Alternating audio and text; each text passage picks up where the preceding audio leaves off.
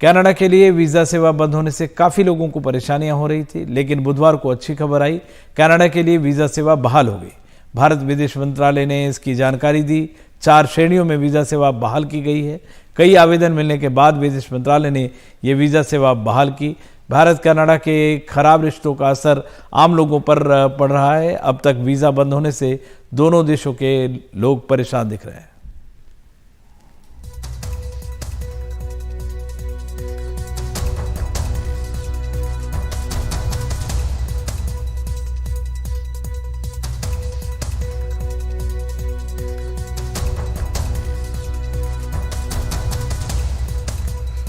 और ये वीज़ा सेवा बहाल होने से पंजाब के काफ़ी लोगों को राहत मिली है। 4 श्रेणियों में ये वीज़ा सेवा बहाल की गई है। इजराइल गाजा युद्ध के 20वें दिन भी शांति बहाली का कोई रास्ता नहीं दिख रहा है। अलबत्ता इजराइल ने कल यूएन के बैठक के बाद अपने तेवर और तीखे कर लिए। दूसरी तरफ इजराइल पर हमले को लेकर यूएन चीफ गुटेरेस ने अपने बयान पर सफाई दी है। उन्होंने कहा कि हमास के आतंकी हमलों का उन्होंने कभी समर्थन नहीं किया, बल्कि उनके बयान को गलत तरीके से देखा गया। इधर यूएन में अरब देशों ने इजरायली हमले की कड़ी निंदा करते हुए तुरंत युद्ध विराम की वकालत की है। अरब देशों ने यूएन चीफ गुटेरेस के पक्ष में भी बयान दिया।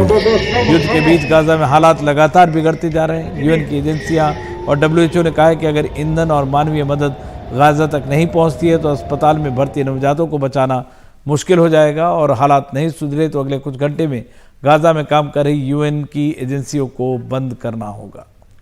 हमास के मुताबिक युद्ध में अब तक 6,500 से ज़्यादा लोगों की मौत हुई है। हालांकि मृतकों को लेकर हमास के दावों पर अमेरिका ने कहा है कि उन्हें इस पर यकीन नहीं है। अमेरिकी राष्ट्रपति बाइडेन ने हमास पर आरोप लगाते हुए कहा है कि वो नागरिकों को ढाल के रूप में इस्तेमाल कर रहे हैं।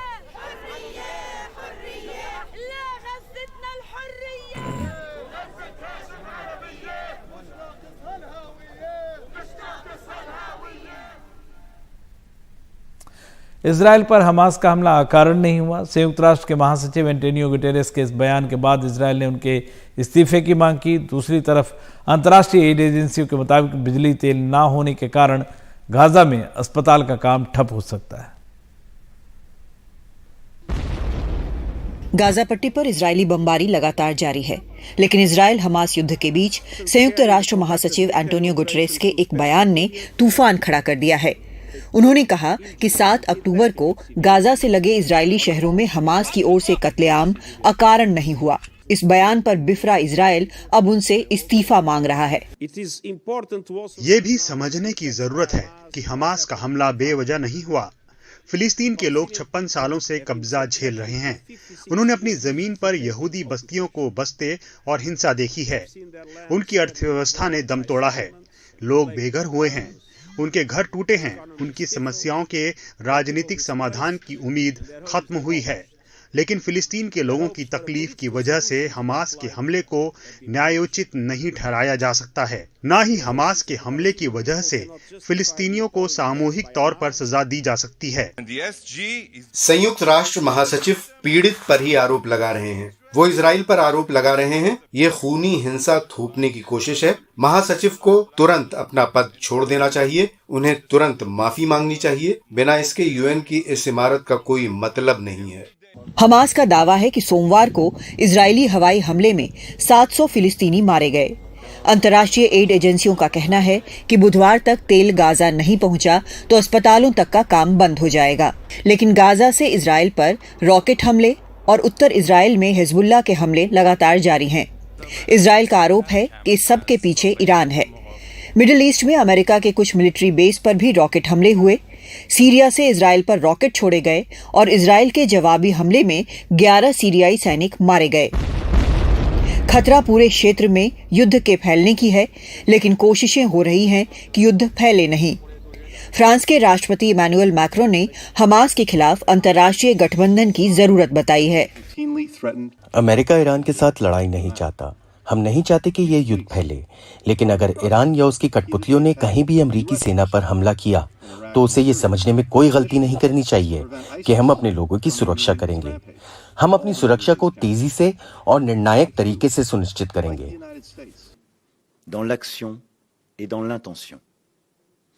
la priorité, votre priorité, mais aussi celle de toutes les démocraties et de la France, est avec vous de vaincre ces groupes terroristes, qui avons été frappés si durement par ces mêmes groupes. Voulons vous dire une chose simple, vous n'êtes pas seul.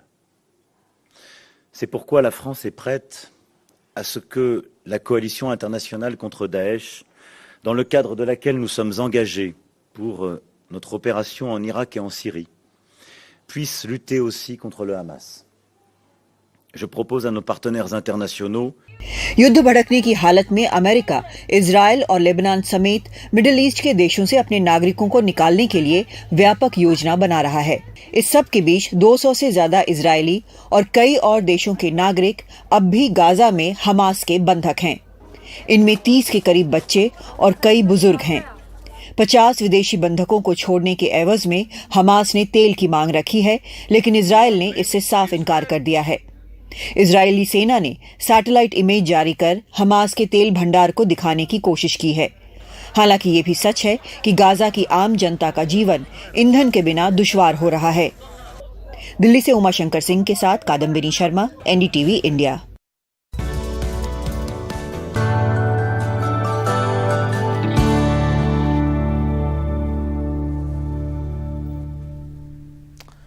और अब बात मध्य प्रदेश के उज्जैन की उस 14 साल की बच्ची की जिसका बलात्कार हुआ था, जिसने दर बदर भटक कर मदद मांगी थी। मंगलवार को हमने एक खबर दिखाई थी जिसमें पीड़िता के घर के हालात दिखाए गए थे, जिसमें सरकार के तमाम वादों के बाद भी उस हालात में कोई सुधार ना आया। न तो सरकार और न ही किसी विपक्षी दल ने कोई मदद की। यहाँ तक कि मुख्यमंत्री शिवराज सिंह चौहान ने उज्जैन की बच्ची को लेकर मीडिया ने जब सवाल पूछा तो वो सवाल को सुना करके वहाँ से निकल गए। बहरहाल बच्ची को मदद मिली, वो भी 1500 रुपये का एक स्थानीय उम्मीदवार से, वो भी चुनावी माहौल में। तो समझा जा सकता है कि क्या हालात है। अब एनडीटीवी खबर का एक असर हुआ है। स्थानीय प्रशासन का एक खाता खोल रहा है। लड़की और उसके दादा के नाम से साझा खाता खोला जा रहा है। हालांकि अब तक कोई आला अधिकारी बच्ची से मिलने नहीं पहुंचा है, लेकिन हमारे एनडीटीवी पर एनडीटीवी के सहयोगियों की खबर का असर ये हुआ है कि बच्ची की मदद हो जाएगी।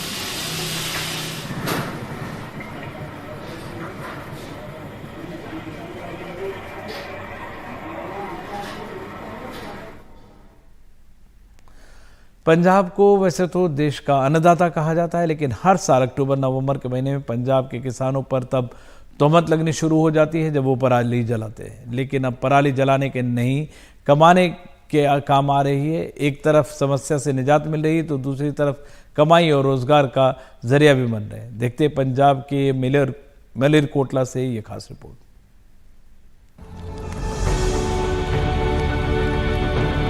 ऐसी तस्वीरों ने पंजाब और पंजाब के किसानों का नाम देश भर में खराब किया।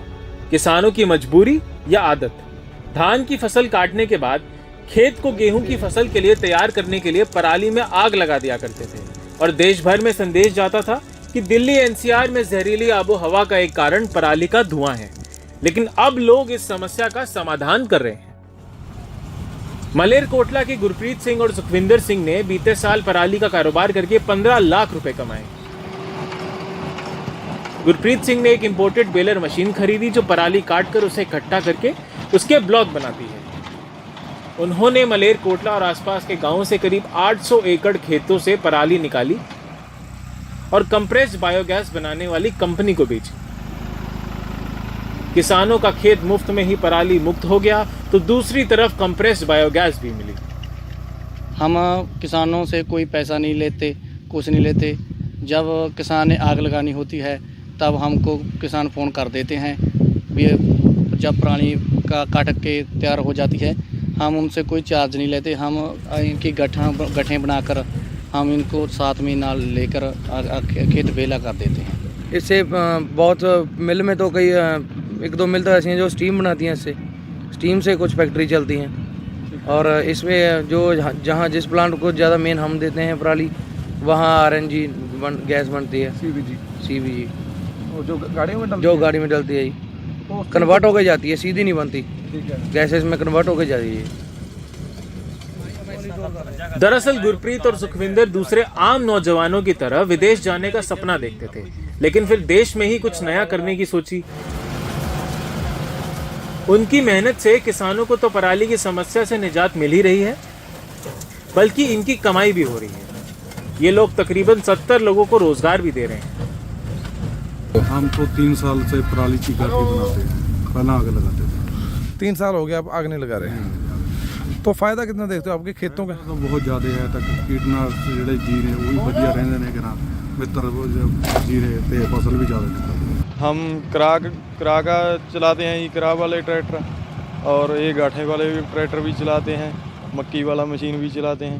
इनके साथ कैसे जुड़े, कितने समय से जुड़े हुए? बस इन्होंने हमको रोजगार दे दिया, हम इनके साथ पहले दिन से ही जुड़े हुए हैं, 2 साल हो गए। गुरप्रीत और सुखविंदर ने इस साल 2 और बेलर मशीन खरीद ली और 2000 एकड़ से पराली उठाने का लक्ष्य रखा है। मशीन महंगी है, तो ऐसे में सरकार की तरफ से दी जाने वाली सब्सिडी एक बड़ी मदद हो सकती है। किसानों ਨੂੰ ਅਪੀਲ ਵੀ ਕਰ ਰਹੇ ਹਾਂ, ਬਹੁਤ ਸਾਰੇ ਜਾਗਰੂਕ ਕਿਸਾਨ ਜਿਹੜੇ ਨੇ, ਬਹੁਤ ਸਾਰੇ ਪਿੰਡਾਂ ਤੋਂ ਸਾਨੂੰ ਫੋਨ ਵੀ ਆ ਰਹੇ ਨੇ ਕਿ ਅਸੀਂ ਆਪਣੇ ਪਿੰਡ 'ਚ ਪਰਾਲੀ ਦਾ ਇੱਕ ਤਿਨਕਾ ਨਹੀਂ ਸੜਨ ਦੇਵਾਂਗੇ। ਅਸੀਂ ਭੱਠਿਆਂ ਵਾਸਤੇ ਵੀ ਜ਼ਰੂਰੀ ਕਰਤੀ ਪਰਾਲੀ ਨੂੰ, ਇੱਕ ਬਾਲਣ ਦੇ ਤੌਰ ਤੇ ਵਰਤੇ, ਕੁਝ ਫੈਕਟਰੀਆਂ 'ਚ ਵੀ ਕਰਤੀ, ਕੁਝ ਕੰਪਨੀਆਂ ਵੀ ਬਰਬੀਓ ਜਿਵੇਂ ਲਹਿਰਾ ਕਾਕਾ ਕੋਲੇ ਆਈ ਹੈ, ਅਮਲੋਹ ਕੋਲੇ ਕੰਪਨੀ ਇੱਕ ਫੈਕਟਰੀ ਹੈ, ਬਹੁਤ ਸਾਰੀਆਂ ਫੈਕਟਰੀਆਂ ਵੀ ਆ ਰਹੀਆਂ ਜਿਹੜੀਆਂ ਪਰਾਲੀ ਨੂੰ ਇੱਕ ਬਿਜਲੀ ਬਣਾਉਣ ਦੇ ਕੰਮ ਲਈ ਵਰਤਣਗੇ। उम्मीद भी है और जरूरत भी है कि पराली का इस तरह का समाधान दूसरी जगहों पर भी बड़े स्तर पर निकल कर आए, ताकि ना तो किसान को अपने खेत में आग लगाने को मजबूर होना पड़े और ना दिल्ली एनसीआर के लोगों का पराली में धुएं से सांस लेना मुश्किल हो। मलेरकोटला से चरणजीव कौशल की रिपोर्ट, एनडीटीवी इंडिया। और इधर मुंबई कर दोहरी मार झेल रहे हैं। प्रदूषण और गर्मी का एक साथ प्रकोप है। प्रदूषण पर लगाम लगाने के लिए तमाम कोशिशें हो रही हैं, पर कंस्ट्रक्शन साइट पर नियमों की अनदेखी भी हो रही है। इधर अस्पताल के ओपीडी में पहुंच रहे कुल मरीजों में से करीब 50 से 60% मरीज सांस की तकलीफ वाले बताए जा रहे हैं। सुबह 9 बजे की मुंबई धुंध से नहाई हुई, दोपहर 2 बजे की मुंबई भी धुंध से सनी हुई। आर्थिक राजधानी को ये क्या हो गया है? आम मुंबईकर भी हैरान परेशान है। प्रदूषण के साथ साथ 34 से 36 डिग्री तापमान ने इन पर दोहरी मार की है। दिन बर दिन हम जैसा देखते जा रहे हैं, एयर पोल्यूशन बढ़ता जा रहा है और इसी के साथ साथ गर्मी भी खूब बढ़ती जा रही है। मुंबई में अक्टूबर के महीने में इतना गर्मी पहली बार हम लोग भी देख रहा है। ट्रेन में बहुत ज़्यादा पसीना, एयर पोल्यूशन भी काफ़ी बढ़ रहे हैं, जिसके चलते बीमारी भी बहुत आ रही है। हम लोग जब लोकल ट्रेन में ट्रैवलिंग करते हैं, काफ़ी हेवी क्राउड होता है, फिर हम लोग को काफ़ी मतलब कि सांस आने में दिक्कत हो जाती है एयर पोल्यूशन के चलते। ठंडी के टाइम में और गर्मी हो रहा है और गर्मी के टाइम पे बारिश आ रहा है, तो उस क्लाइमेट चेंज की वजह से लोगों को डेंगू, डायरिया ये सब मतलब बहुत हो रहा है। दक्षिण मुंबई में धुंध को देखते हुए अब डस्ट सप्रेशन केमिकल का छिड़काव शुरू हुआ है। मुंबई के मरीन ड्राइव पर इस वक्त हम मौजूद हैं और ऐसी एंटी स्मॉग गन मशीनों का इस्तेमाल 2 दिन पहले से शुरू हो चुका है और आज से डस्ट सप्रेशन केमिकल इसमें मिलाया गया है। यानी 100 लीटर पानी में 1 लीटर ये केमिकल जो मिलाया गया है, उससे हवा के जो कण हैं वो आपस में जुड़ते हैं और फिर वो हवा में नहीं रहते, वो नीचे गिरते हैं। तो इस केमिकल का भी इस्तेमाल आज से किया जा रहा है। AQI लेवल मॉडरेट है, लेकिन लगातार मॉडरेट श्रेणी में ही बना हुआ है। कई हिस्सों में जैसे कि अंधेरी, BKC और चेंबूर में अगर आप देखें तो खराब श्रेणी में AQI लेवल है, तो कुछ इलाकों में बुरी हालत देखते हुए अब इस तरह की मशीनों में पानी के साथ साथ केमिकल को मिलाया जा रहा है ताकि उन छोटे कणों को कम किया जा सके। मुंबई में फिलहाल 6000 कंस्ट्रक्शन साइट्स हैं। सरकारी कंस्ट्रक्शन साइट्स पर मिट्टी मलबा इकट्ठा है। ये तस्वीरें वर्ली की हैं और ये गिरगांव की। मुंबई में कोस्टल रोड तेजी से तैयार हो रहा है। जब हम कंस्ट्रक्शन साइट पर पहुंचे तो कई नियमों में अनदेखी दिखी। मजदूर ने भी एनडीटीवी को बताया कि किस तरह से मिट्टी मलबा साइट पर करीब 3 दिनों से पड़ा है, कोई उठाने वाला नहीं। और ये जो इकट्ठा हुआ है इसका मलबा ये कहाँ जाएगा अभी? मालूम नहीं इतना कहाँ जाएगा से। कब से इकट्ठा है ये? 2-3 दिन से इकट्ठा। नियमता ये नियम में कहा जा रहा था कि जब खुदाई होती है ना, तो खुदाई के दौरान पानी का छिड़काव होता रहना चाहिए। वो नहीं हो रहा है। वायु प्रदूषण के कारण मुंबई के अस्पतालों में सांस वाले मरीजों की तादाद बढ़ रही है। खासतौर से कोमॉर्बिड मरीज लंग्स की तकलीफ से गुजर रहे हैं। बारिश खत्म हो गई और विंटर की शुरुआत होनी है। इन दिनों फॉग या स्मॉग के कारण ये रेस्पिरेटरी इलनेसेस बढ़ रही है।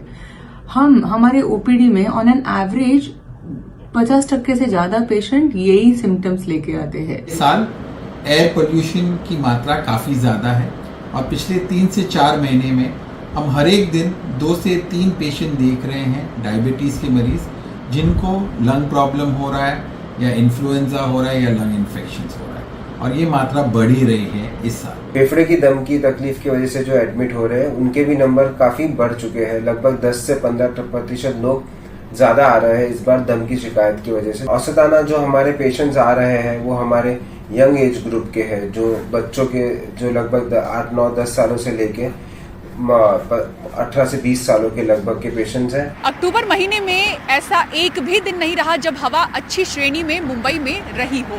हेल्थ एक्सपर्ट्स को चिंता यह है कि दिवाली के बाद जब तापमान नीचे जाएगा तो हवा और ज्यादा बिगड़ सकती है और ऐसे में मुंबईकरों की सेहत और ज्यादा खराब हो सकती है। ऐसा ना हो इसके लिए वो सलाह दे रहे हैं कि खासतौर से कंस्ट्रक्शन साइट के आसपास बच्चे और बुजुर्ग मास्क पहन कर रहें। मुंबई से कैमरा पर्सन अमित पवार के साथ पूजा भारद्वाज, एनडीटीवी इंडिया।